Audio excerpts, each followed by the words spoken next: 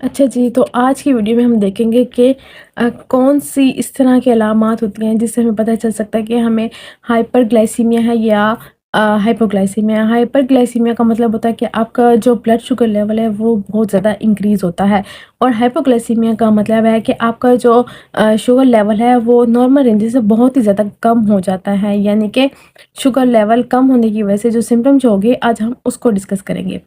तो सबसे पहले हम डिस्कस करते हैं कि हाइपरग्लाइसीमिया क्या होता है।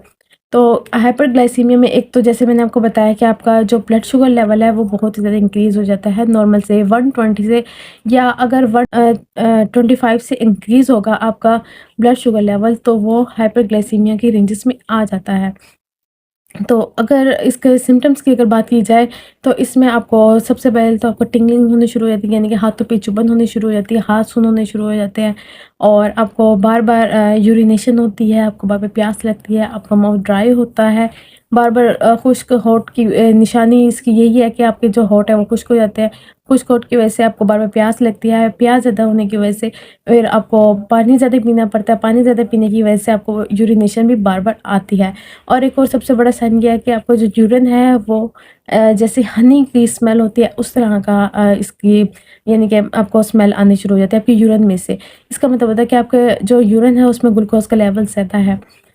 एक ये हो गया। दूसरा ये है कि आपको बार-बार भूख भी ज़्यादा लगती है इसमें। अगर आप जितना मर्ज़ी खाना खा लें फिर भी आपको बार-बार भूख लग रही है तो आप समझ जाएँ कि आपका जो ब्लड शुगर लेवल है वो ज़्यादा है।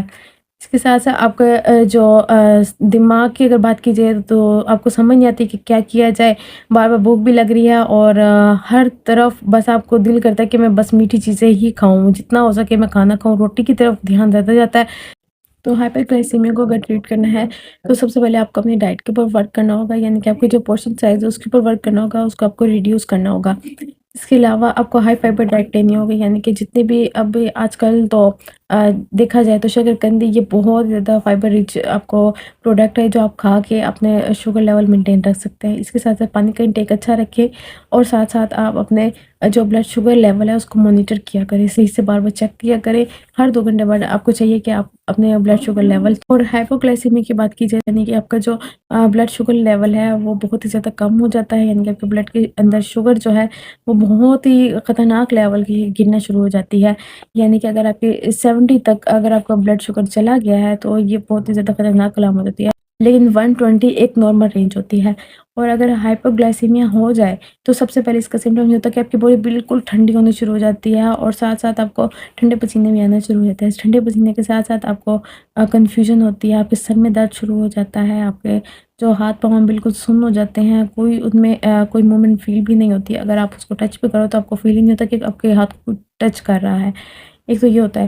दूसरा ये है कि आपको स्ट्रेस होना शुरू हो जाता है, इतनी ज़्यादा परेशानी हो जाती है, इरिटेबिलिटी होनी शुरू हो जाती है, यानी कि आपको चिड़चिड़ापन शुरू हो जाता है। कोई फ्रूट एक इनटेक कर लेना चाहिए, यानी कि 50 ग्राम आपको शुगर लेनी चाहिए।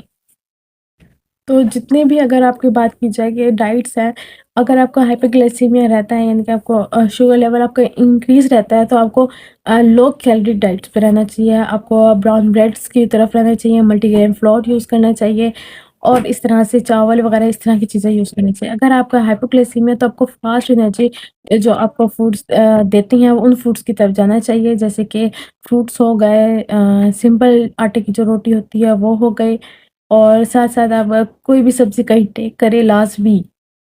इसके साथ-साथ आप अपने जो मेडिकेशन की अगर बात की जाए तो आप वो एज़ पर कंडीशन, अगर आपका जो शुगर लेवल है ज़्यादा है तो आप ग्लूकोफ़ेज की तरफ जाएँगे, अगर आपका शुगर लेवल कम है तो आप डेक्सट्रोज़ की तरफ जाएँगे। या आपको किसी भी डायटीशियन से कंसल्ट करना चाहिए या डॉक्टर से बात करके उसके बाद ही अपने बॉडी में यूज़ करवाना चाहिए, अदरवाइज़ नहीं। Thank you so much.